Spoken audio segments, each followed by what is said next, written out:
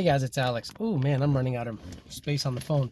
So I wanted to share with you something that happened yesterday with the red car. Have a bag of parts, and as you may suspect, something mechanically got a little funky. So I'm driving the car down the street and it's making this crazy ticking. I thought my exhaust came off. It was like, what? I was like, what the, I was freaked out. So I got the power by the hour and I was like, let me see what the hell's going on. So give you a quick history on this motor. This motor was built, but it was basically some guy that had it said it was ticking and he didn't want it anymore. He's like, so power by the hour, took it in as a core, rebuildable core, something like that, and just kind of sat around the office or whatever. But compression was good and everything was good. Then they put a set of old pump gears in it, and they were going to give it to that guy Cletus, and he's like, I don't care if it ticks as long as it makes power, do burnouts, who gives a shit. He ended up going with the GT500 engine. So I got it back, and then I should have gone through it, but I didn't. So fast forward to yesterday, I'm driving around like, wow, this thing sounds like I fucking blew it up. It's NA. What the hell? How can I blow it up? Well, check this out. It has a set of NGK 6510s, which is for a blown application, and look at the tip on this guy. What the fuck? Let me see if I can get it to zoom in on the tip of this tip. There you go. Come on, baby. No, anyway, it's pretty fucked, as you can tell. It's missing most of the strap, and it was hand tight. Like, I literally went in there with a wrench and just went. I'm like, wow, it came off. So the reason the strap burned off was because it wasn't tight, and it burned up the boot, it burned up the coil, it burned everything up. So then I happened to check the other plugs, and yes, 2 plugs were burned up. I don't think this happened during the track day. I think they were okay during the track day, so I'm not going to say, oh my god, I ran on 6 cylinders. No, I'm not a douchebag like that. I'll just say this is what happened. I probably should have taken my own advice and checked the whole thing over before it went in, but it was running so good I didn't really care. Subsequently, now it's idling beautiful. It runs really, really good.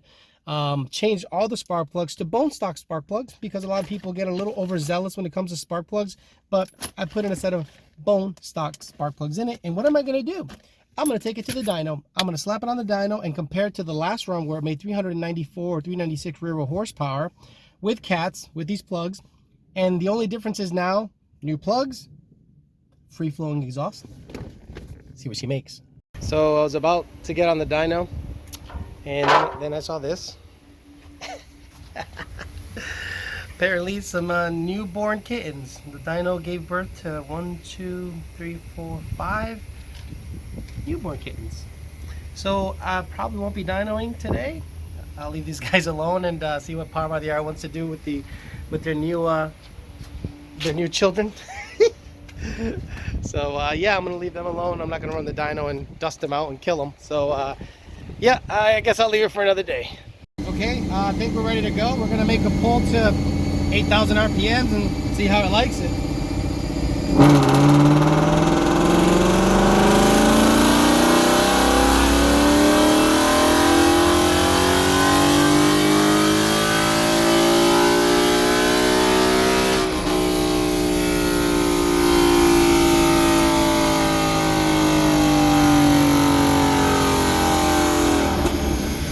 That's loud. Holy shit. So